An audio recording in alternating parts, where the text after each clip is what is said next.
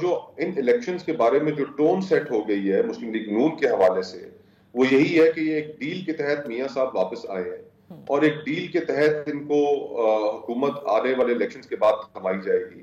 Elections اسی deal کے نتیجے میں فری اینڈ فیئر نہیں ہو پائیں گے.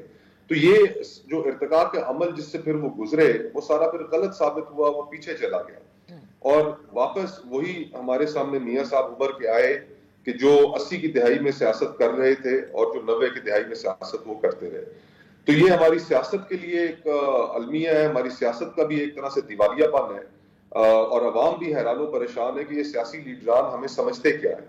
ایک دن آپ نعرہ لگاتے ہیں ووٹ کو عزت دو کا، اور پھر اس کے بعد اس سے ایسا پلٹا کھاتے ہیں کہ اس کا پھر آپ ذکر کرنا بھی گوارا نہیں کرتے. صحیح. تو یہ پھر ان کانٹرڈکشنز کے ساتھ جب آپ عوام میں جائیں گے تو پذیرائی تو نہیں مل پائے گی.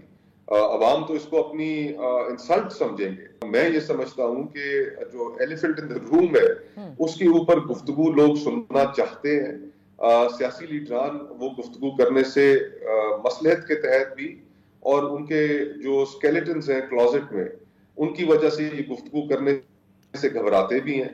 اور پھر ساتھ ہی ساتھ جب حکومت بھی آتے ہیں، اب پچھلے 16 مہینے کی جو حکومت رہی اس کے اندر ڈیلیوری بھی نہیں تھی. تو ایک ایسے المیے کا ہماری سیاست شکار ہو چکی ہے کہ اب وہ ڈائریکشن لیس ہے اور صرف الیکشن ایک محض ایکسرسائز ہوگی. 70-80 ارب روپے ٹیکس پیئر کا پیسہ اس پہ خرچ ہوگا اور بند کمروں میں کیے گئے فیصلے عوام کے اوپر تھوپ دیے جائیں گے.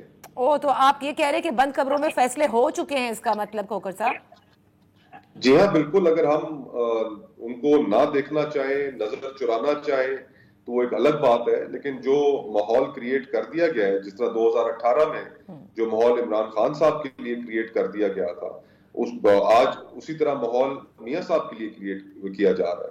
فرق صرف اتنا ہے کہ اس وقت دودھ میں پانی ملا کر عمران خان صاحب کو حکومت میں لایا گیا اور اب پانی میں دودھ ملا کے میاں صاحب کو حکومت میں لایا جائے.